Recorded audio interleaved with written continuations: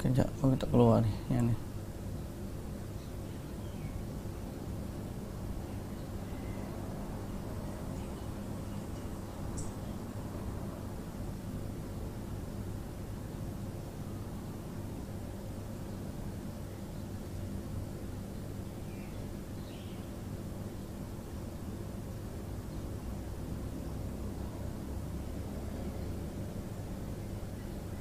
Nanti dah open ni screen. Screen dah open dah. Mic pun dah open dah. Assalamualaikum warahmatullahi wabarakatuh. Bismillahirrahmanirrahim. Alhamdulillahi rabbil alamin wassalatu wassalamu ala asyrafil anbiya'i wal mursalin nabiyina Muhammadin wa ala alihi wa sahbihi ajma'in. Rabbi syrah li sadri wa yassir li amri wahlul 'uqdatan min lisani yafqahu qawli, amma ba'du. Puji dan syukur bagi Allah Subhanahu wa taala, selawat dan salam atas Nabi kita Muhammad sallallahu alaihi wasallam, juga atas ahli keluarga baginda, para sahabatnya dan para pengikutnya sehinggalah ke hari kiamat. Alhamdulillah, alhamdulillah, alhamdulillah. Kita berada pada 10 terawal Ramadan. Dan hari ini hari yang ke 7. Hari ke-7 Ramadan. 8 dah. Semalam tu, betul, hari ke-8 Ramadan. Allah. Cepat ya, kejap ya, ni. Jadi mudah-mudahan Allah Subhanahu wa taala memberkati kita semua dan bertambah semangat dan kerja kuat kita pada fasa yang kedua nanti. Seterusnya kita akan masuk fasa yang ketiga dan alangkah cepatnya masa yang berlalu. Alhamdulillah, sahabat-sahabat, para ikhwah yang mengikuti kuliah kita dari PQDM, Pertubuhan Quran Daily Malaysia. Semoga Allah Subhanahu wa taala memberkati kita semua, memberikan kefahaman dalam agama dan memberikan jarak, mendekatkan kita dengan Al-Quran, insya-Allah. Cuma pada hari ini kita belajar sedikit tentang perbahasan mustalah hadis yang selama ni pun kita dah baca, dan ini adalah siri yang ke-8 kita baca tentang perbahasan mengenai hukum bagaimana ulama menilai hadis.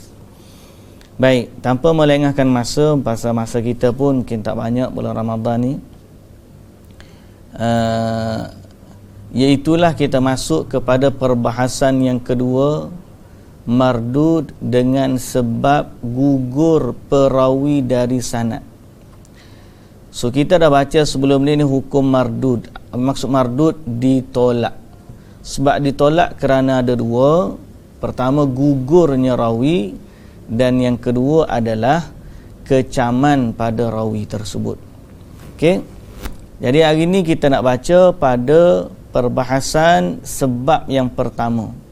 Mardud, hadis, sesuatu hadis ditolak disebabkan perawinya gugur.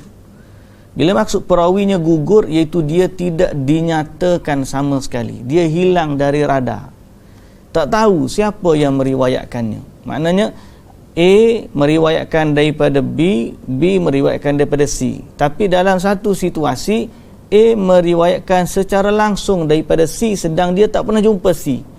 Berarti B ni digugurkan, dan B ni majhul, kita tak tahu siapa dia. Okey, kita tak tahu siapa dia. Bila gugur tak tahu, okey, maka hadis tu tertolak. Ada keadaan disebut nama tapi tidak dikenali pun kita kata tak kenal, tak boleh terima juga. Okey, itu termasuk kecaman pada perawi lah, nanti kita akan nyatakan. Okey, tanpa melengahkan masa, para ikhwah sekalian, kita baca perbahasan yang kedua, mardud, hadis, sesuatu hadis ditolak sebab gugurnya perawi dari sanad.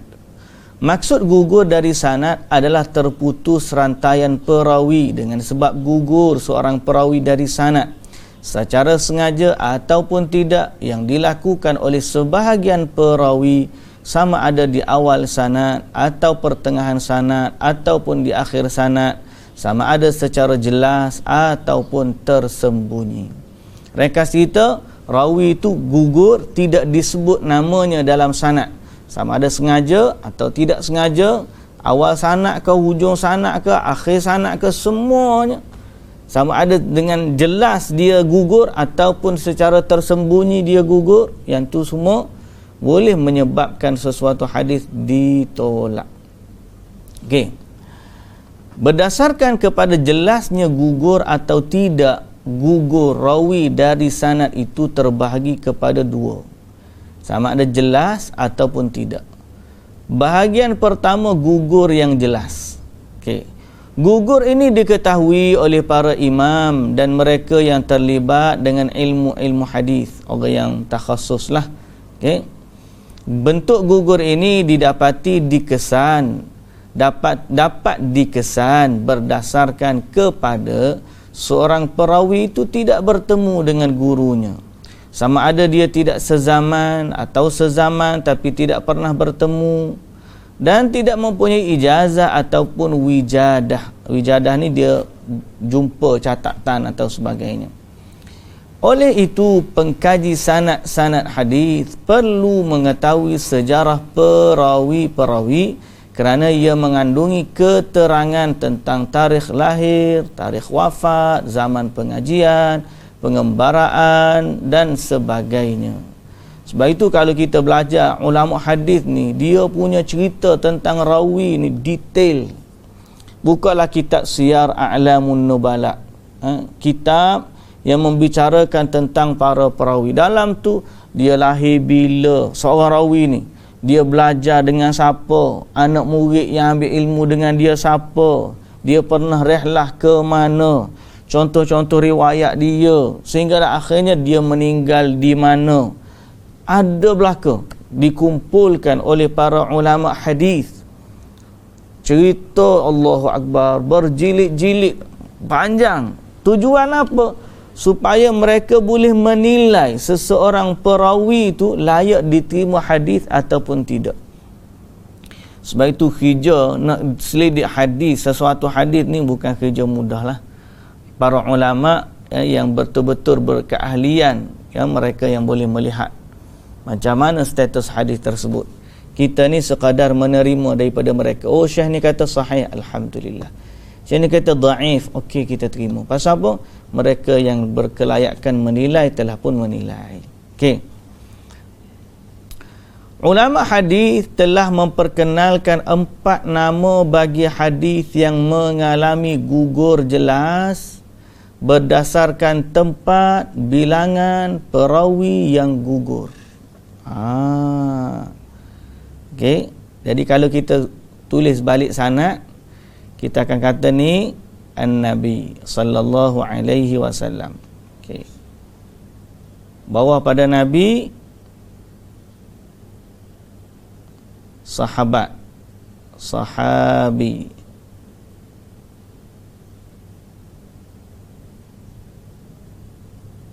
Bawah pada sahabat tabi'in.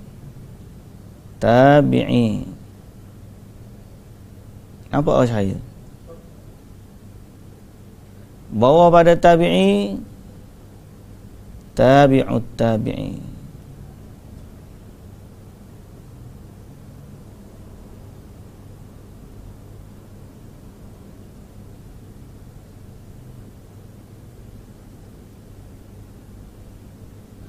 Okey. Bawah pada ni kita sebutlah seorang muallif lah, penulis kitab tu, Allah, musannif ke muallif boleh lah. Al-Mukhrij tu boleh kata, akhrajahu fulan, orang yang meriwayatkan dia. Mukhrij.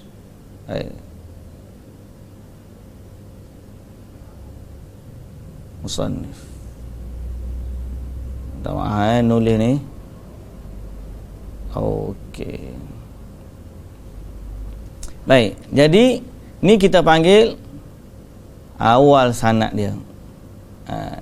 Akhir sanad dia. Ni awal, daripada ni sampailah kepada Nabi sallallahu alaihi wasallam.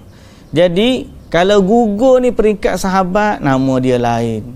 Kalau gugur peringkat tabi'in, nama dia lain. Kalau gugur peringkat yang bawah ni, nama dia lain. Mereka membezakan dengan nama supaya mudah dikenali. Bila hadis ni dhaif, hadis ni gini, orang tahu okey, ya gugur sanad dia sebab yang gugur adalah di awal sanad macam tu. Okey?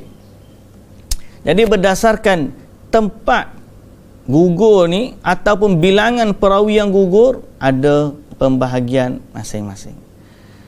Kedua, gugur yang tersembunyi, bahagian ini hanya diketahui oleh para imam yang mahir dan mengetahui jalan-jalan hadis dan kecatatan sanad. Dia mempunyai dua nama, iaitulah al-mudallas, al-mursal khafi. Yang gugur tersembunyi ini kita akan terangkan nanti. Kita ambil yang gugur, jelas-jelas nampak dia gugur. Okey. Bahagian pertama. Okey. Ini adalah bahagian pertama dari gugur yang ni. Gugur yang jelas. Okey. Al-mu'allaq. Mu'allaq adalah dari sudut bahasa, ia adalah kata nama objek bagi kata kerja allaqa asy-syai', iaitu menggantungkan dan mengikatnya supaya dia tergantung.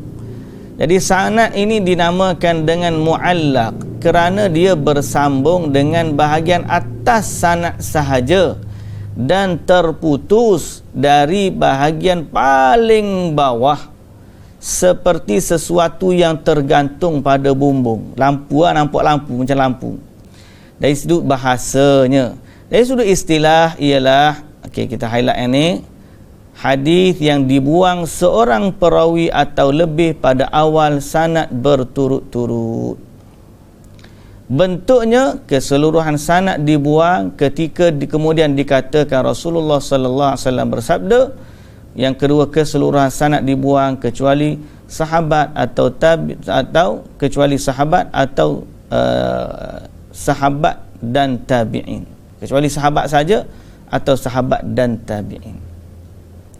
Contoh hadis yang dikeluarkan oleh Al-Bukhari dalam di awal bab ma yuzkaru fil fakhidh. Qala Abu Musa ghatta an-nabiy sallallahu alaihi wasallam rukbatayhi hina dakhala Uthman. Al-Bukhari berkata, Rasulullah sallallahu alaihi wasallam menutup kedua-dua lututnya ketika Uthman masuk. Hadis ini adalah hadis mu'allaq kerana Imam Al-Bukhari membuang keseluruhan sanad kecuali sahabatnya.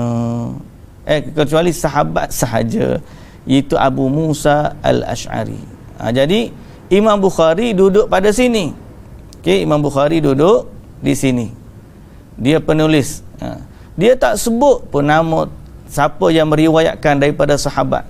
Terus dia kata sahabat ini berkata Nabi sallallahu alaihi wasallam. Maknanya Abu Musa ni level sahabat. Okey. Imam Bukhari kata Abu Musa meriwayatkan, maka dia tak sebut sanad di awal ni. Nampak? Ni kita panggil mu'allaq.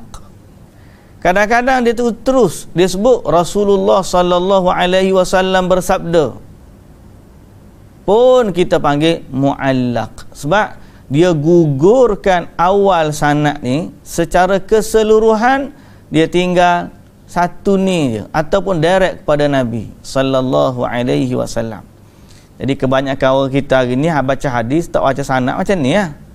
Oh, Rasulullah sallallahu alaihi wasallam, kita gugurkan sanad semua. Ni panggil mu'allaq. Kalau ikut bahasalah, dari sudut bahasa. Okey. Contohnya hadis kita sebut dah, hukum hadis mu'allaq. Hukum mu'allaq adalah mardud, tertolak. Habis tu kita dah buat lah ni. Kita sandar kepada Bukhari. Mana rujuklah balik dalam hadis Bukhari. Hadis riwayat Bukhari. Tapi kalau tak ada hadis riwayat Bukhari tu, mana kena hati-hatilah.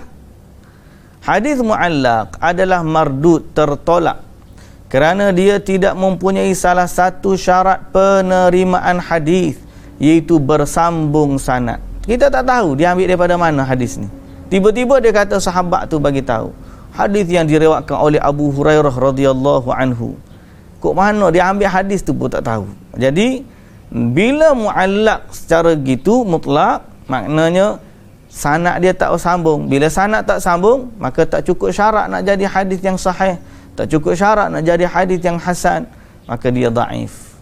Tertolaknya hadis itu dengan sebab gugur seorang atau lebih perawi dari sanad dalam keadaan tidak diketahui keadaan perawi yang gugur itu. Kita tak tahu siapa pun, sebab tidak dinyatakan secara langsung, maka tertolaklah hadis tersebut. Mungkin ada orang kata takkanlah kita nak tolak hadis, mana tahu dia betul. Kan ada juga orang kata kita nak tolak hadis-hadis ni sikit-sikit dhaif, sikit-sikit dhaif. Kalau kita duk main sikit-sikit dhaif, banyaklah hadis nanti kita tolak. Tuan yang dirahmati Allah, yang jaga agama kita ni bukan kita, Allah Azza wa Jalla yang jaga. Kalau kita kata banyak hadis dhaif tu, banyak hadis ditolak dengan sebab dhaif, sebenarnya banyak lagi hadis sahih. Banyak dah. Hadis sahih pun banyak juga. Mana kita, agama kita ni Allah Ta'ala jaga cukup dengan hadis-hadis yang ada untuk kita beramal, untuk kita mendekatkan diri kepada Allah Subhanahu wa Ta'ala. Okey. Hadis dhaif ni ulama riwayatkan ada untuk standby. Kalau ada jalan lain dia boleh bantu, okey, dia naik darjat kepada hasan. Ataupun tak ada dalam bab tu kecuali hadis tu je dan dia dhaif, terpaksa je kita guna secara ihtiyatan, secara berhati-hati. Jadi adalah sebab ulama riwayatkan hadis dhaif tu. Cuma kalau seorang tu kata kalau hadis habis dah hadis dhaif, tak hilanglah hadis. Jawapan dia tidak. Allah Azza wa Jalla menjaga agama ni, dan pasti kalau riwayat itu benar, Allah Azza wa Jalla akan jaga dia.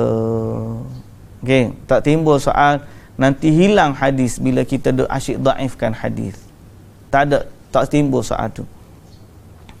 Okey, malah Allah Ta'ala tidak akan mentaklifkan kita dengan sesuatu kalau dari sudut hujahnya tak cukup kuat sampai kat kita. Baik, seterusnya hukum hadis muallaq dalam Sahih Bukhari dan Muslim. Tiba-tiba muallaq ni berlaku dalam Sahih Bukhari. Imam Bukhari meriwayatkan secara muallaq, makna Imam Bukhari direct pada sahabat Nabi. Potong sanad. Apa berlaku? Hukum ini iaitu jika hadis muallaq tertolak hanya kepada hadis muallaq secara mutlak. Tapi jika hadis muallaq itu didapati di dalam kitab yang pengarangnya beriltizam hanya mengeluarkan hadis sahih sahaja seperti Sahih Bukhari dan Muslim, maka ia mempunyai hukum yang tersendiri. Penulis sudah pun menyentuhnya dalam perbahasan hadis sahih, namun tidak mengapa untuk disebutkan juga di sini. Okey. Jadi tiba-tiba hadis muallaq yang dibuang sanad ni ada dalam Sahih Bukhari, ada dalam Sahih Muslim. Macam mana kita nak buat? Sedangkan penulis ni sudah mensyaratkan dia tidak akan masukkan dalam kitabnya melainkan hadis yang sahih. Jadi kesimpulan yang dibuat oleh para ulama, okey, jika hadis yang disebutkan dengan lafaz pasti, dengan lafaz pasti, apa maksud lafaz pasti? Dia seolah-olah kata Abu Musa meriwayatkan daripada Nabi sallallahu alaihi wasallam. Secara pasti disebut gitu. Seperti berkata, menyuruh, menyebut. Maka dia dihukumkan sebagai sahih daripada orang yang disandarkan kepadanya hadis itu. Manakala Bukhari yang kata Abu Musa meriwayatkan, kita kata daripada Bukhari kepada Abu Musa jalannya sahih. Kita thiqah dengan Imam Al-Bukhari. Sebab dia dah letak syarat awal bahawa dia tidak akan masukkan melainkan hadis yang sahih. Tetapi sekiranya dia guna lafaz yang tidak pasti, ni beza dia sini. Tidak pasti ni maknanya diriwayatkan. Sirah tamrid. Pandai saya.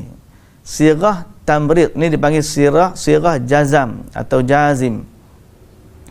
Ini sirah tamrid. Sirah tamrid ni sirah yang kata apa? Tidak pasti. Diriwayatkan daripada Abu Musa. Disebutkan, diceritakan, telah diriwayatkan, telah disebutkan. Di ni kalau kita bahasa Arab kita panggil mabniyun lil majhul. Mabniyun lil majhul makna kita tak tahu siapa yang buat. Kalau kita kata Muhammad pukul Zaid, kita tahulah Muhammad yang pukul Zaid, atau Zaid pukul Muhammad, kita tahu. Tiba-tiba orang panggil Muhammad dipukul, kita tahu tak siapa yang pukul Muhammad? Tak tahu. Sebab lafaz pada ayat tu Muhammad dipukul. Aku tengok ada satu kereta kena langgar. Siapa langgar dia? Tak tahu, kena langgar. Kalau dia kata aku tengok kereta tu dia langgar lembu, maknanya kita tahu kereta tu secara jelas dia bagi tahu pasti kereta langgar lembu. Kalau kata lembu Pak Ahmad dilanggar, tak tahu siapa langgar dan tak tahu apa, mungkin motor, mungkin kereta, mungkin lori. Okey. Jadi itu dipanggil sirah tamrid. Okey, tidak pasti. Maka dia tidak dihukumkan sebagai sahih. Bagaimanapun di dalam Sahih Al-Bukhari tidak ada satu pun hadis wahin, yakni sangat dhaif, untuk dimasukkan dalam kitab yang dinamakan dengan kitab sahih. Untuk mengetahui kesahihan dan kedhaifan hadis ini, kita perlu mengkaji sanad hadis ini dan menghukumnya sesuai dengan kedudukannya. Jadi kalau dia sebut diriwayatkan, yang tu kena kaji lagi lah. Kena kaji lagi. Kena cek balik sanad dia, cari jalan-jalan lain kalau jumpa. Okay. Pun begitu, kita tahu kalau pun dia tak sampai darjat sahih, dia bukanlah hadis yang tersangat lemah, wahin, sangat dhaif. Sebab Al-Imam Al-Bukhari telah meletakkan syarat yang tinggi untuk memasukkan hadis dalam kitab dia. Okey, itu mu'allaq. Mu'allaq maknanya dibuang dari awal sanad. Jadi kalau hadis mu'allaq, kita tahulah hadis tu gugur rawi dia, tidak dinyatakan. Yang seterusnya al-mursal. Al-mursal ni dari sudut definisi bahasanya, kata nama objek bagi kata kerja.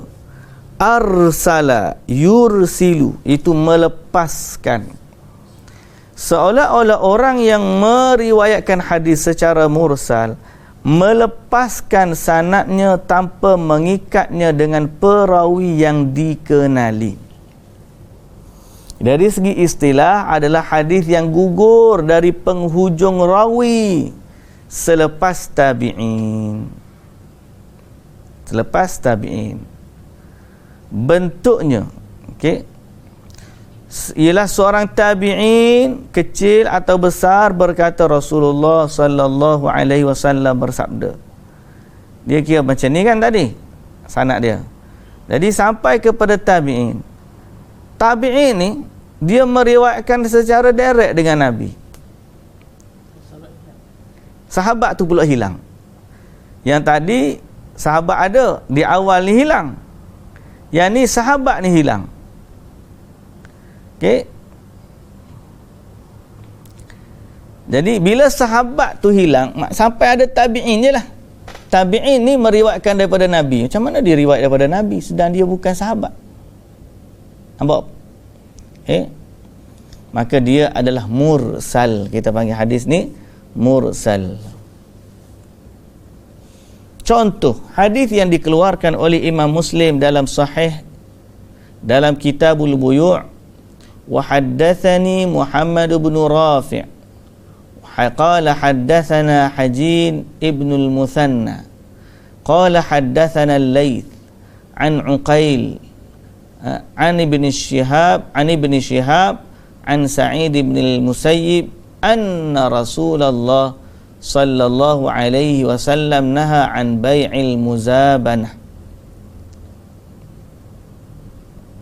Kata Imam Muslim, Muhammad bin Rafi' menceritakan kepadaku bahawa Hujain bin Al-Muthanna menceritakan kepadaku bahawa Laith menceritakan daripada Uqail, daripada Ibn Shihab, daripada Sa'id bin Al-Musayyab bahawa Rasulullah sallallahu alaihi wasallam melarang dari al-muzabanah.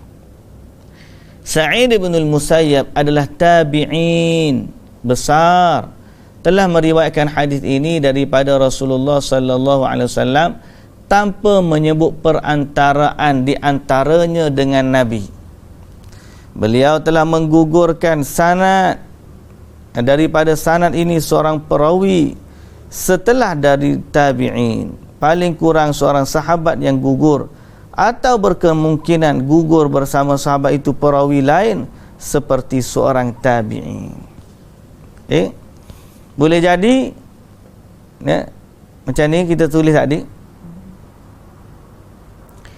tabi'in ni dia riwayat daripada tabi'in lain pula. Tabi'in ni baru riwayat daripada sahabat. Okey, jadi tak mustahil tabi'in ni boleh berulang, tabi'in pun boleh berulang, dua orang dalam satu generasi, tak mustahil. Okey, jadi apa yang berlaku dalam mursal ni,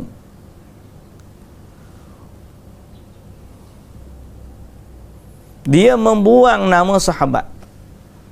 Sa'id bin Al-Musayyib ni tabi'in, dia tak jumpa Nabi, kemudian dia meriwayatkan direct daripada Nabi. Boleh jadi yang gugur tu seorang sahabat saja, ataupun dia sebenarnya dengar daripada tabi'in lain yang dengar daripada sahabat, yang dengar daripada Nabi sallallahu alaihi wasallam. Jadi bila gugur, kita pun macam tadi jugalah, muallaq juga. Gugur kita tak tahu, tak boleh nak kata. Tapi mursal ni gugur dia oleh kerana dia ni gugur tu sahabat je. Sahabat ni, mana-mana sahabat dikira layak diterima riwayat. Jadi kalau kita tak tahu nama sekalipun, tiba-tiba kita tahu dia ni sahabat Nabi, dia kata, aku meriwayatkan daripada seorang sahabat Nabi, tak tahu nama, cuma tahu orang tu sahabat dia, maka apakah dia boleh diterima? Mursal menurut fuqaha dan ulama usul, bentuk mursal yang penulis sebutkan itu adalah mursal di sisi ulama hadis. Sementara itu mursal menurut fuqaha dan ulama usul lebih luas lagi. Bagi mereka setiap hadis munqati' tanpa mengira bagaimana bentuk terputus sanadnya adalah mursal. Ia juga pendapat Al-Khatib. Hukumnya mursal pada asalnya dhaif dan tertolak kerana tidak memiliki salah satu syarat hadis maqbul, iaitu tidak bersambung sanad-sanadnya dan tidak diketahui kedudukan perawi yang digugurkan. Ada kemungkinan rawi yang gugur itu bukan sahabat. Dalam hal ini boleh jadi perawi yang gugur itu dhaif. Andai kata yang gugur tu bukan sahabat aja, ada lagi orang sebelum tu, tiba-tiba orang tu dhaif. Jadi sebab tu kita kata bila gugur sanad ni, hukumnya secara umum adalah dhaif, ditolak. Walaupun begitu, ulama hadis dan lain-lain tidak sepakat mengenai hukum hadis mursal dan berhujjah dengannya kerana bentuk inqita', terputusnya sanad, berbeza dengan yang lain. Juga kerana perawi yang gugur itu biasanya sahabat, dan kesemua sahabat adalah adil dan tidak menjejaskan jika mereka tidak diketahui. Kalau tak kenal sahabat pun sebenarnya, kalau betul confirm tu sahabat, okey dah. Sebab tu ulama berbeza pendapat dalam masalah ni. Cumanya yang bimbang, takut-takut yang gugur tu bukan sahabat seorang. Ada lagi orang tabi'in seorang yang meriwayatkan sebelum sahabat tu. Yang itu. Ringkasnya ada 3 pendapat ulama hadis tentang hadis mursal. Pertama, dhaif dan mardud. Iaitu di sisi kebanyakan ulama hadis, ulama usul dan fuqaha, hujah mereka ialah kerana tidak diketahui kedudukan perawi yang digugurkan kerana ada kemungkinan dia bukan sahabat. Jadi pendapat pertama kata dhaif dan ditolak. Pendapat yang kedua kata sahih dan dijadikan hujjah. Ini pendapat Imam Ahmad, Imam Malik dan Imam Abu Hanifah. Imam Ahmad pada dalam satu riwayat masyhur daripadanya, serta sekumpulan ulama dengan syarat perawi yang memursalkan itu seorang thiqah. Thiqah ni tahu kan? Thiqah dipercayai. Seorang thiqah, dan hanya memursalkan daripada perawi thiqah sahaja. Okey. Hujah mereka ialah tabi'in yang thiqah tidak menganggap harus untuk berkata Rasulullah sallallahu alaihi wasallam bersabda kecuali beliau mendengar daripada perawi yang thiqah. Jadi para perawi ini memang orang-orang thiqah belaka. Kalau perawi itu thiqah tiba-tiba dia mursal, maka kita anggap bahawa dia telah memursalkan, dia hanya gugurkan rawi yang thiqah sahaja, dan itu boleh dijadikan hujjah. Pendapat yang ketiga ialah menerima dengan syarat, iaitu mursal menjadi sahih dengan beberapa syarat. Ini merupakan pendapat Al-Imam Syafi'i dan sebahagian ahli ilmu. Ada 4 syarat, 3 berkaitan dengan perawi yang memursalkan dan 1 berkenaan dengan hadis mursal itu sendiri. Syarat-syarat tersebut, pertama, perawi yang memursalkan adalah tabi'in yang besar kedudukan dia. Hak jenis bukan sembarangan. Kalau tabi'in seperti Sa'id Ibn al-Musayyab, dia yang tu, ni tabi'in besar. Jadi yang ni okey. Yang kedua syarat dia, apabila beliau menyebutkan perawi yang digugurkan itu, beliau akan menamakan perawi yang thiqah. Apabila beliau menyebutkan perawi yang digugurkan itu, beliau akan menamakan perawi yang thiqah. Yang ketiga, beliau tidak bercanggah dengan perawi-perawi yang hafiz dan dipercayai jika mereka meriwayatkan hadis yang sama. Okey. Jadi yang kedua, kalau dia sebut siapa yang dia gugur tu, dia bagi tahu. Jadi syarat kalau macam ni, dia bagi tahu perawi tu thiqah, dia gugurkan, maka boleh diterima. Yang ketiga, dia tidak bercanggah dengan mana-mana riwayat hadis yang sahih. Mana-mana tidak bercanggah dengan perawi-perawi hafiz yang dipercayai jika dia meriwayatkan hadis yang sama. Rupa-rupanya tengok, walaupun dia gugur, tapi hadis dia ni tidak bercanggah dengan rawi-rawi yang lain. 3 syarat di atas hendaklah disertakan dengan salah satu syarat yang berikut, iaitu hadis itu diriwayatkan melalui jalan yang lain secara bersambung. Hadis itu diriwayatkan secara mursal dari tariq yang lain, bukan dari perawi hadis mursal yang pertama itu. Yang seterusnya, hadis itu bertepatan dengan qaul sahabat. Dan yang kelima, kebanyakan ulama memfatwakan mengikut makna hadis itu. Jadi ini alasan hujah kenapa hadis-hadis mursal boleh diterima. Apabila syarat-syarat ini dipenuhi, kesahihan punca hadis mursal itu akan terbukti. Begitu juga dengan dengan riwayat-riwayat lain yang menyokongnya. Okey. Jadi kalau dia dipenuhi syarat-syarat tu, tengok kita akan jumpa punca hadis mursal tu. Kenapa dia mursal? Ni, kedua-duanya adalah sahih sekiranya, okey, sekiranya terdapat suatu hadis sahih yang mempunyai satu jalan bercanggah dengannya dan tidak dapat diselaraskan antara kedua-duanya, maka hadis itu akan ditarjihkan dengan sebab mempunyai banyak jalan. Faham tak tu? Okey. Jadi sekarang ni bila hadis mursal, okey, kita kena tengok mursal ni nak diterima, okey, bandingkan dengan riwayat yang lain. Kena bandingkan dengan riwayat yang lain. Okey. Pertama yang buat mursal tu perawi tabi'in yang besar. Orang hebat, bukan orang biasa-biasa. Yang kedua, kalau dia sebut, dia akan sebut nama rawi yang thiqah. Okey. Yang ketiga, kalau pun dia tak sebut ni, dia tidak bercanggah dengan perawi-perawi lain.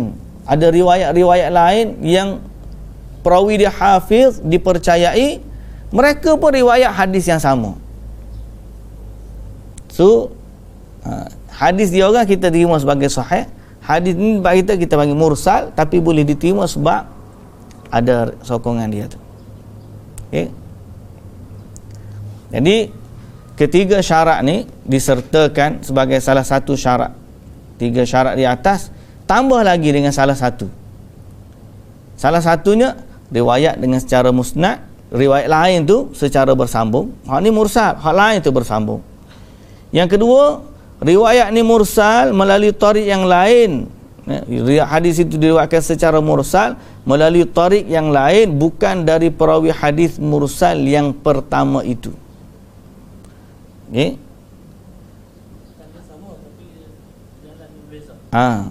Hadis itu diriwayatkan secara mursal melalui tariq yang lain, bukan dari perawi hadis mursal yang pertama itu. Ada satu riwayat satu lagi mursal juga, tapi bukan jalan dia.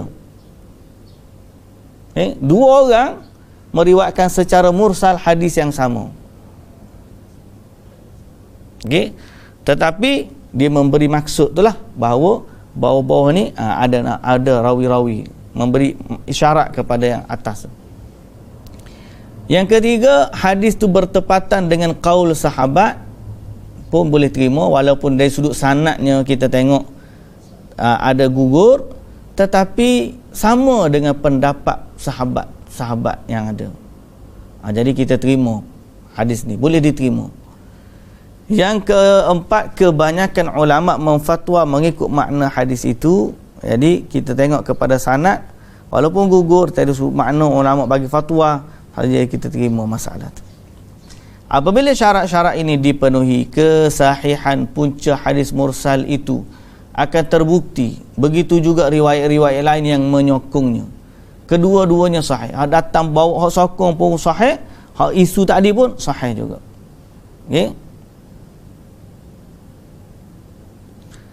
Sekiranya terdapat satu hadis sahih yang mempunyai satu jalan bercanggah dengannya, tiba-tiba ada satu hadis sahih lain yang hanya ada satu jalan menyanggahi riwayat ni, okey, dan tidak dapat diselaraskan antara keduanya, maka hadis itu akan ditarjihkan dengan sebab mempunyai banyak jalan. Maka kita tak ambil lah yang ni, kita ambil yang sahih tu. Okey, boleh faham? Jadi hadis mursal ni dia nak kata dhaif berat tak juga.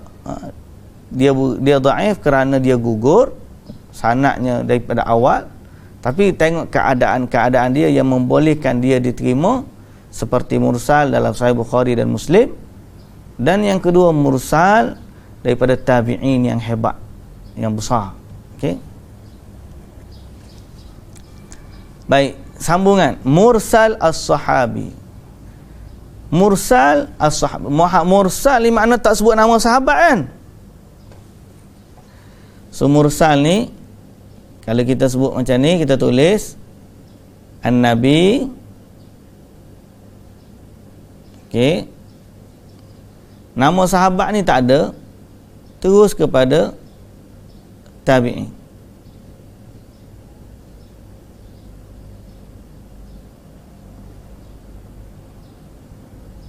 Jadi di tengah-tengah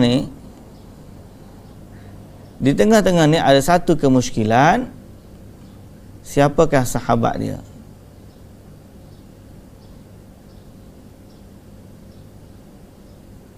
Siapakah sahabat? Okey, ni kemusykilan dia.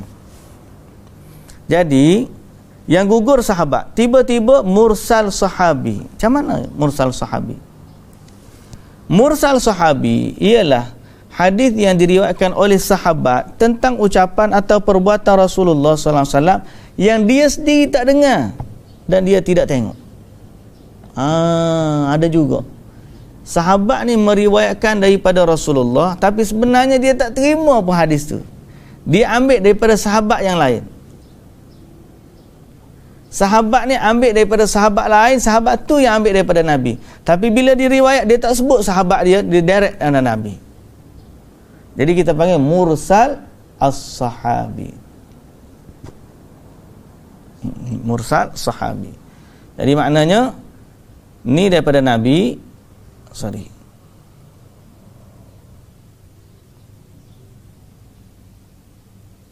mana ni kan? Ni daripada Nabi,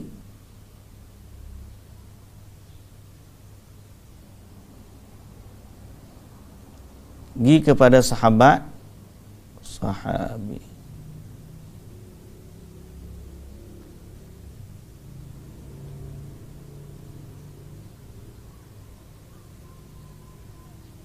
Pergi kepada tabi'in, sahabat lagi,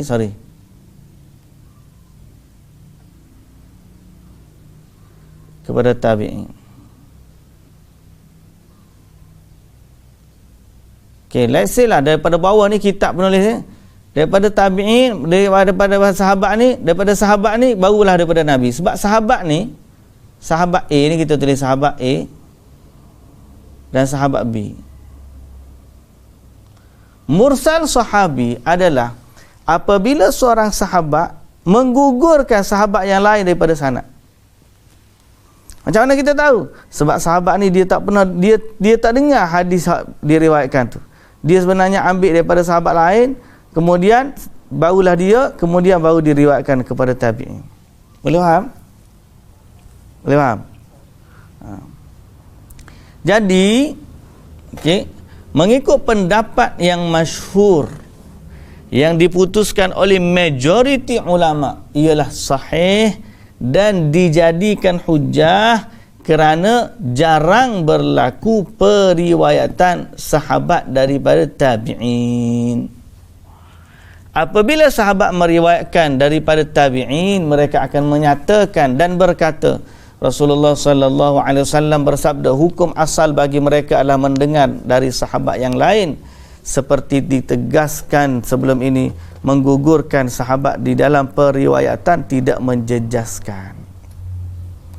Jadi apabila sahabat yang menggugurkan sahabat atas ni, maka kita kata hadis ni diterima sebab menggugurkan sahabat daripada sanad ini tidak menjejaskan sanad, kerana sahabat tak akan berdusta atas Nabi sallallahu alaihi wasallam. Jadi diterima. Mursal sahabi ini diterima. Dikatakan hukum mursal as-sahabi seperti mursal lain, tetapi pendapat ini dhaif dan tertolak. Makna mursal lain tadi apa? Tertolak kan? Dhaif lah. Ada yang kata mursal sahabat ni sama je dengan mursal lain, batal, tertolak hadis tersebut.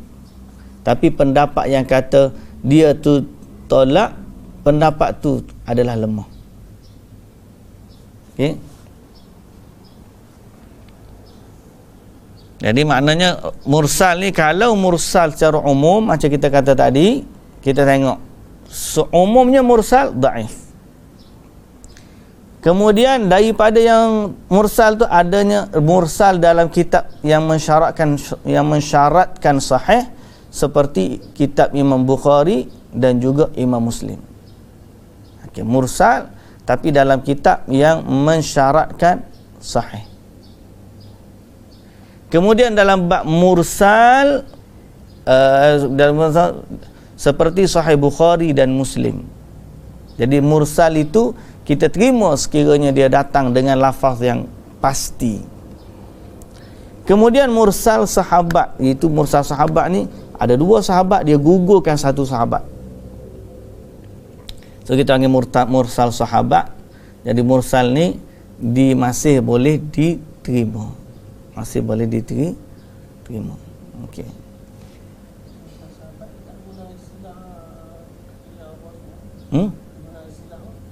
Salah.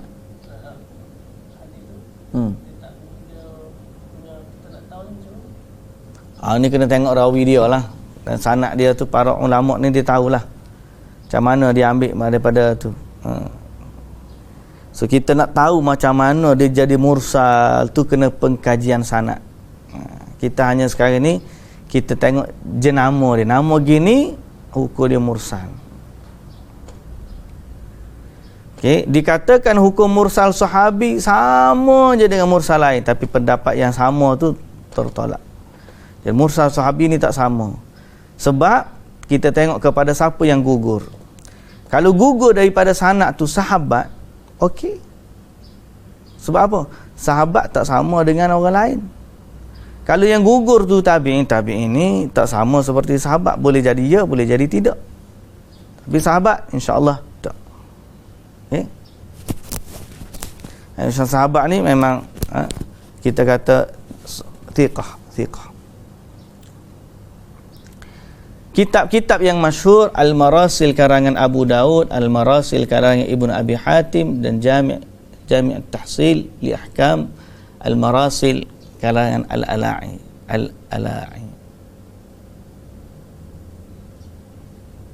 Baik, Al-Mu'dal. Mari pula nama Mu'dal. Mu'dal ni sebab gugur belakang ni gugur. Mu'dal ni ialah hadis yang gugur dari sanad dua orang berturut-turut. Mu'dal maknanya banyak gugur dia tu. Kita panggil dua orang berturut-turut. Kawan ni tabi'in pun tidak tabi'in pun tidak, gugur habis orang. Dua secara berturut-turut. Jadi dipanggil mu'dal. Okey. Contohnya hadis yang diriwayatkan oleh Al-Hakim dalam Ma'rifah Ulumul Hadis dengan sanadnya kepada Al-Qa'nabi an Malik innahu qad balaghahu anna Abu Hurairah radhiyallahu anhu qala Rasulullah sallallahu alaihi wasallam lil mamluki ta'amu wa kiswatu bil ma'ruf wa la yukallifu min al amali illa ma yutiqu hadha mu'dal a'dalahu an Malik hakadha fil Muwatta. Dari Malik bin Anas bahawa sampai kepadanya bahawa Abu Hurairah radhiyallahu anhu berkata Rasulullah sallallahu alaihi wasallam bersabda, hamba yang dimiliki itu berhak mendapat makanannya, pakaiannya secara yang baik. Dia tidak boleh dibebankan dengan kerja melainkan yang mampu dilaksanakan. Al-Hakim berkata hadis ini mu'dal daripada Malik. Demikianlah yang diriwayatkannya secara mu'dal dalam Muwatta. Hadis ini mu'dal kerana dua perawi berturut-turut gugur antara Malik dan Abu Hurairah. Okey. Maka kita telah pun mengetahui bahawa keguguran ini berlaku berdasarkan kepada hadis yang lain diriwayatkan di luar kitab Al-Muwatta. Sanad itu adalah daripada Malik, daripada Muhammad bin Ajlan, daripada bapanya, daripada Abu Hurairah. Jadi bila kita cek dengan riwayat lain, jumpa sanad. Rupanya Imam Malik ni ambil daripada Muhammad bin Ajlan, daripada ayah dia, kemudian baru daripada Abu Hurairah radhiyallahu anhu. Di kategori dia lah. Jadi ni dua orang, bapa dia pun gugur, Muhammad bin Ajlan pun gugur. Dua orang berturut-turut ni gugur, dia panggil mu'dal. Hukum mu'dal adalah hadis yang dhaif kerana dia lebih buruk daripada mursal dan munqati' kerana ramainya perawi yang gugur. Dua orang sekali gugur. Mu'dal. Okey. Hukum ini sepakat, maka hadis begini dhaif. Persamaan antara mu'dal dan mu'allaq, persamaan mu'dal dan mu'allaq. Mu'dal ni ada kaitan dengan mu'allaq juga. Kalau dua tu berturut-turut di awal sanad, makna kita panggil mu'allaq. Mu'dal yang juga mu'allaq. Faham? Mu'allaq tadi apa? Hadis yang gugur di awal sanad. Mu'dal apa? Mu'dal bila gugur dua orang berturut-turut. Jadi ni kategori lain.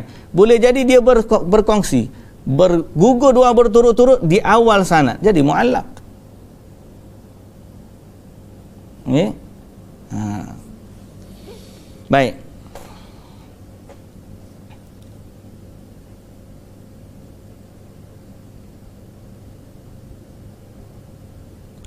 Di antara mu'dal dan mu'allaq terdapat hubungan umum dan khusus dari satu sudut, iaitu mu'dal menyerupai mu'allaq dari satu sudut bila dua orang perawi berturut-turut dibuang daripada awal sanad.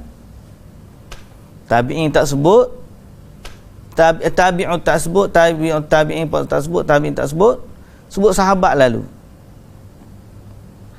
So kita panggil apa?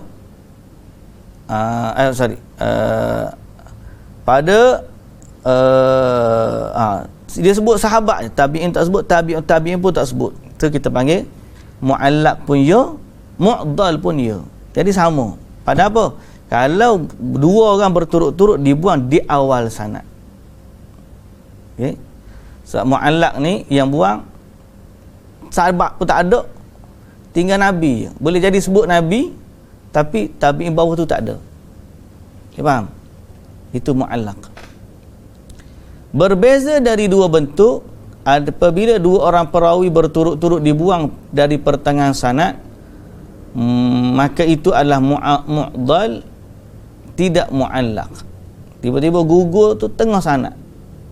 Ada 5 orang, nombor 1 disebut, nombor 2 disebut, 4 dengan 5 nombor 1 sebut, nombor 2 tak sebut, nombor 3 tak sebut, 4 dengan 5 sebut, lepas tu baru Nabi. Tengah. Jadi dia panggil ini mu'dal sahaja, bukan mu'allaq. Apabila seorang perawi saja dibuang dari permulaan sanad, dia adalah mu'allaq, tidak mu'dal. Jadi nama dia mu'dal ni nak sebut, bila kita tahu hadis mu'dal, maknanya kita tahu dua orang rawi itu gugur. Okey. Munqati' pula nama, banyaklah nama dhaif ni. Nama saja. Munqati' lah, mu'dal lah, mursal lah, mu'allaq lah, macam-macam. Sebabnya nama ni nak suruh kita faham apa jenis yang menyebabkan dia ni dhaif. Tapi bila dah dapat hukum, biasanya orang yang tidak ahli dia tahu hadis ni apa, sahih ke dhaif? Dhaif. Macam mana dia dhaif? Tak tahu, kira dhaif lah. Tapi kalau orang ahli, dia kata hadis ni mursal. Maknanya kita tahu hadis ni gugur perawi, tapi yang gugur adalah di awal sanad. Dia boleh cakap gitu, spesifik lah. Hadis ni dhaif. Kenapa dia dhaif? Hadis ni mu'allaq. Maknanya kita tahu hadis ni tak ada sanad, dia sebut direct Nabi ataupun sahabat je. Itu dia. Jadi sebut hadis ni dhaif. Kenapa dhaif? Mu'dal. Kita tahu dia gugur sanad, dua orang rawi tu gugur. Boleh faham? So benda ni kena senantiasa duk recall supaya kita tahu kategori ni. Kita ada apa tadi? Mu'allaq, mursal, mu'dal. Okey. Mu'allaq, mursal, mu'dal. 3 ya. Mu'allaq, mursal, mu'dal. Baik. Jadi ni untuk kita tahulah sumber. Biasanya orang lah ni dia dengar dhaif, dia tak tahu dah sebab apa dhaif. Cuma nanti kita akan sebut contoh. Di hujung ni saya nak habis ni sebab saya nak bagi satu contoh hadis dhaif terutama kat Ramadan kan. Tu duk cari tadi tu. Okey. Munqati' maknanya daripada perkataan inqata'a, terputus. Dari segi istilah dia adalah hadis yang tidak ada, yang sanadnya tidak bersambung dari sudut mana sekalipun. Mana hadis ni gugur seorang perawi, mana tak sambung. Hadis ni putus, rantaian dia putus. Kalau kita rantaian tu putus satu cincin pun putus.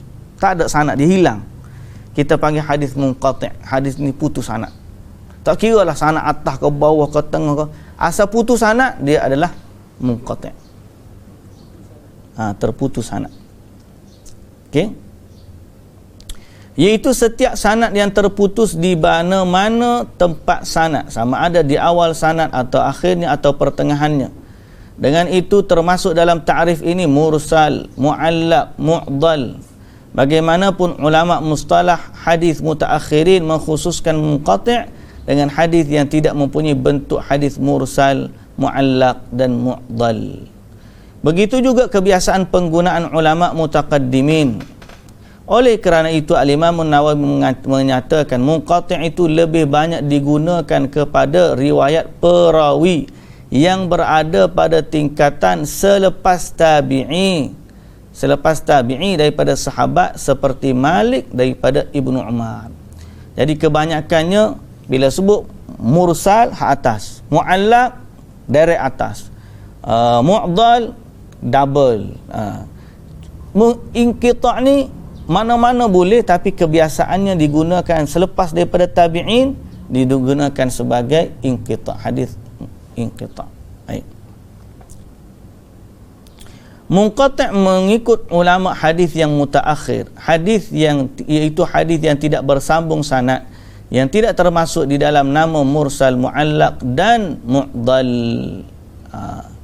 Ya, ini digunakan. Kalau tidak mursal, tidak mu'allaq, tidak mu'dal, kita panggil munqati'. Ini nama umum. Bila terputus sanad, nama umum. Ini nama umum, yang ni nama khusus.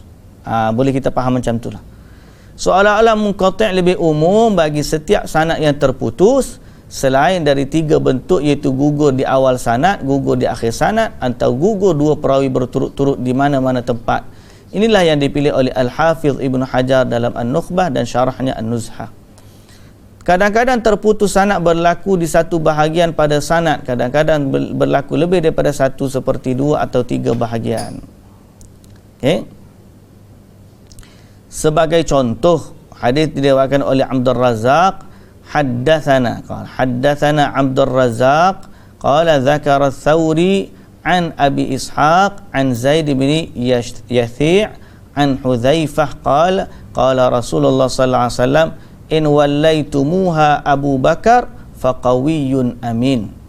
Abdul Razzaq telah menceritakan kepada kami, katanya Ats-Tsawri telah menyebutkan daripada Abu Ishaq daripada Zaid bin Yutha' pada bin Yuthai' daripada Hudzaifah secara marfu', jika kamu melantik Abu Bakar akan jawatan itu, maka beliau adalah seorang yang kuat dan amanah. Di pertengahan sanad ini seorang rawi telah gugur, iaitu syarik di antara Tsawri dan Abu Ishaq. Kerana Tsawri tidak pernah mendengar hadis daripada Abu Ishaq secara langsung. Sebenarnya beliau mendengar daripada Syarik dan Syarik mendengar daripada Abu Ishaq. Jadi kalau dari sudut rawi ni kita tengok, okey. Nombor 1 Abdul Razzaq meriwayatkan daripada Ats-Tsawri. Ats-Tsawri daripada Abu Ishaq. 2. Abu Ishaq daripada Zaid bin Yuthai' daripada Hudzaifah. Okey, ada 4 rantaian sanad. Maknanya kalau kita nak tengok syarat ni, satu ni sambung dengan 2, ataupun Abdul Razzaq ni pun kita boleh, Syekh Abdul Musannif ni boleh kita kata, tapi tak apalah kita sebut ni. Ats-Tsawri ni patutnya dia sambung dengan Abu Ishaq, Abu Ishaq sambung dengan Zaid, Zaid sambung dengan Hudzaifah. Tapi bila dikaji, Ats-Tsawri tak pernah mendengar hadis daripada Abu Ishaq. Tak ada nama Thawri daripada senarai anak murid Abu Ishaq. Begitu juga tak ada nama Abu Ishaq daripada senarai gurunya Ats-Tsauri. Jadi difahami bahawa dua-dua ni tak pernah bertemu dan ada seorang yang gugur daripadanya. Okey? Daripada gugur. Jadi cari rupanya ada nama seorang lagi, nama dia sini Syarik nama dia.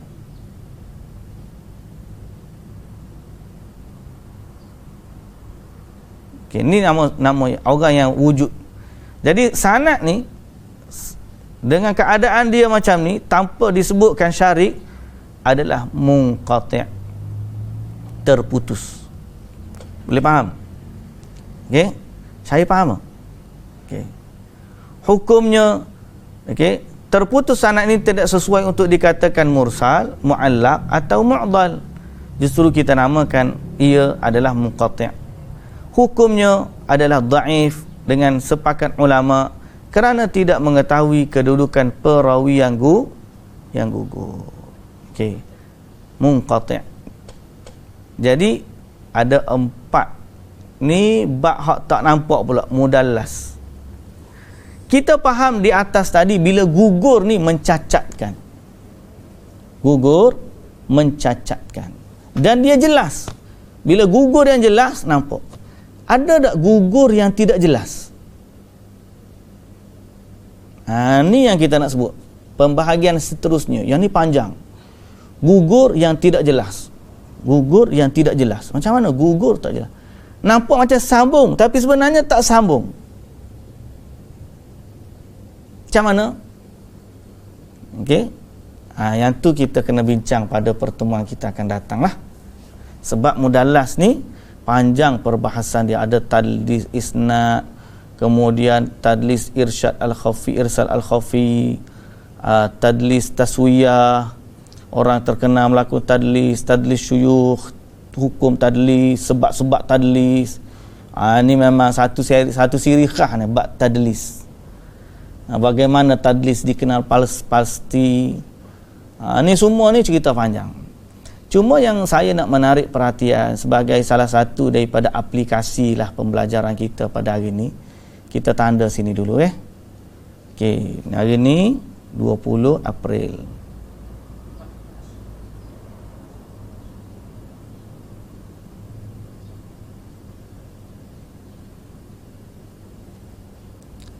Okey, PQDM.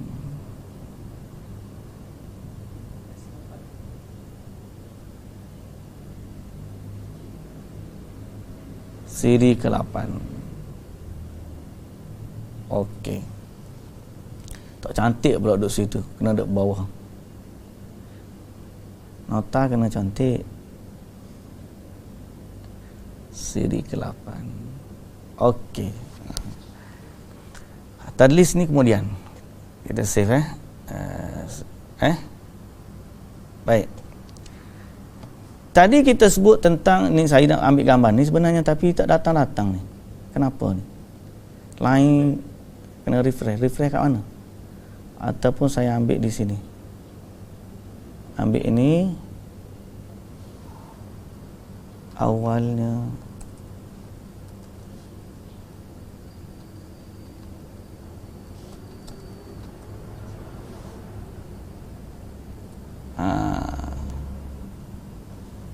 Google ni laju sikit kot. Ni kena edisi kemas kini. Kena ambil ni. Tutup lah.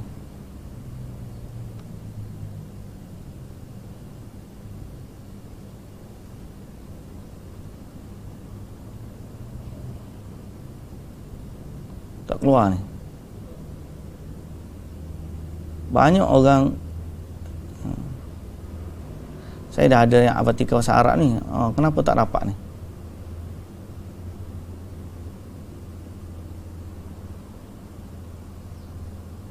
Ramai orang tu. Baik, tak apalah. Kita ambil yang bahasa Arab punya. Dia tanya tentang satu hadis yang panjang. Hadis yang diriwayatkan dari Salman Al-Farisi.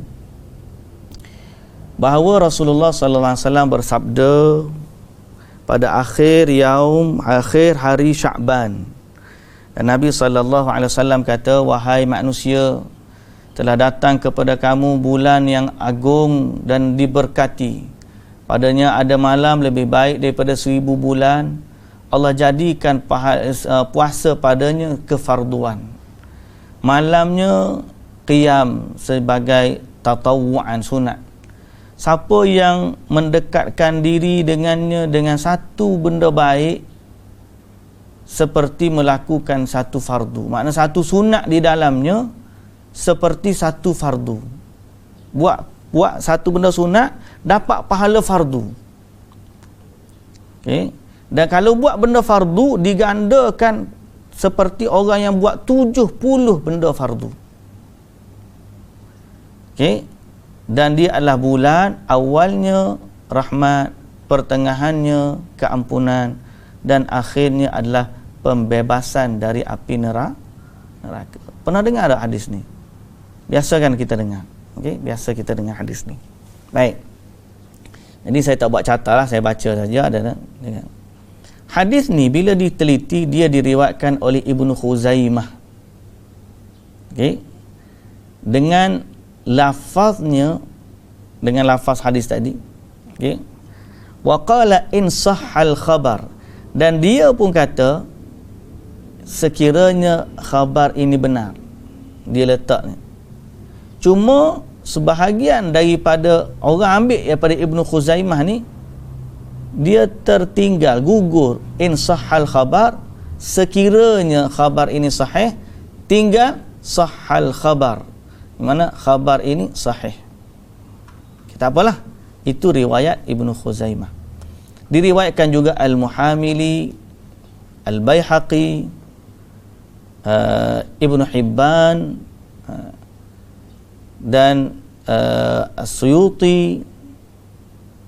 Dan Suyuti sendiri dia kata akhrajahul Uqaili, dan dia mendhaifkan dia. Semua rawi-rawi ni ambil daripada jalan Sa'id ibnul Musayyab daripada Salman Al-Farisi.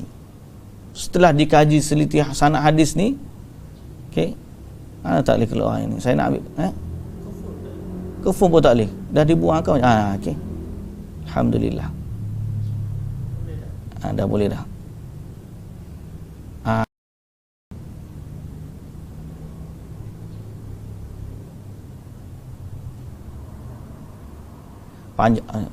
Panjang ni. Okey, saya baca panjang ni.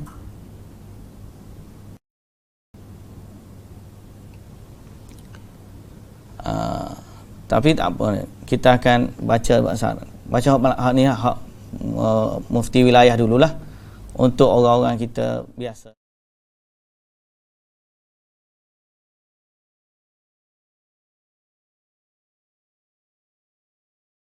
Soalan dia, apakah status hadis ini? Okey.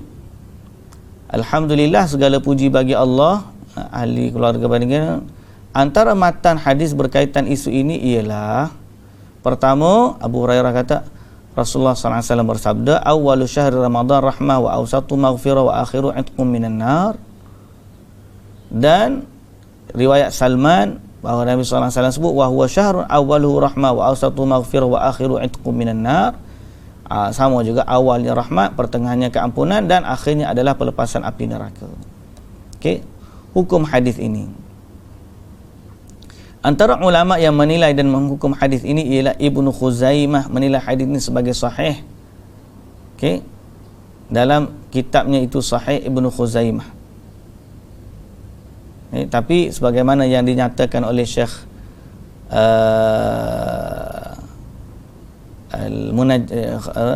Salih Munajjid tadi, bahawa dia punya darjah in sahatu, in tu tinggal. Kemudian Ibnu Adi, pada sanadnya terdapat, Ibnu Adi kata pada sanadnya terdapat Maslamah bin As-Salt, dan dia tidak dikenali, orang tak tahu siapa dalam sanad dia. Khatib Baghdadi kata terdapat Salam bin Sulaiman, dan dia seorang yang dhaif dalam hadis. Al-Uqaili kata tidak ada asalnya dan dia adalah daripada Az-Zuhri. Al-Hafiz Ibn Hajar kata pada sanadnya terdapat Maslamah bin Salt, dan telah berkata Ibn Adi bahawa dia tidak dikenali. Syekh Albani kata dia adalah dhaif jiddan. Tarjih atau pendapat kami setelah melihat dan menekuni pendapat para ulama, kami cenderung mengatakan hadis ini adalah tersangat lemah. Walaupun Ibnu Khuzaimah meriwayatkan hadis ini di dalam sahihnya, akan tetapi walaupun statusnya teramal, lemah diamalkan dalam fadail amal, kerana Ramadan kesemuanya adalah rahmat, pengampunan dan pembebasan daripada api neraka. Cuma namun boleh amalkan ni, saya ada komentar sikit. Okay. Mafhum hadis ni dia jelas menunjukkan rahmat diperolehi dengan tibanya bulan Ramadan. Hal ini dapat disaksikan dengan pelbagai bentuk limpah rahmat dan rezeki yang diperolehi dan dirasai oleh umat Islam. Begitu juga apabila mereka menekuni ibadat dengan bersungguh-sungguh, pasti mereka diberi keampunan Allah yang akhirnya melayakkan seseorang itu terselamat dari api neraka. Baik, kalau kita kembali kepada yang bahasa Arab ni, tahu page Mufti Wilayah kata sangat lemah, dhaif. Okey, dhaif sebab dua perkara. Okey, dhaif sebab dua perkara. Pertama, terputus sanad dia. Dhaif sebab terputus sanad. Sebab terputus sanad, sebab kalau ikut sanad Ibnu Khuzaimah daripada Sa'id Ibn al-Musayyib daripada Salman, Sa'id Ibn al-Musayyib tidak dengar daripada Salman. Dia tak dengar, dia tak jumpa dua tu, tak jumpa. Yang kedua, dalamnya ada rawi nama Ali bin Zaid bin Jada'an, dan ni adalah dhaif.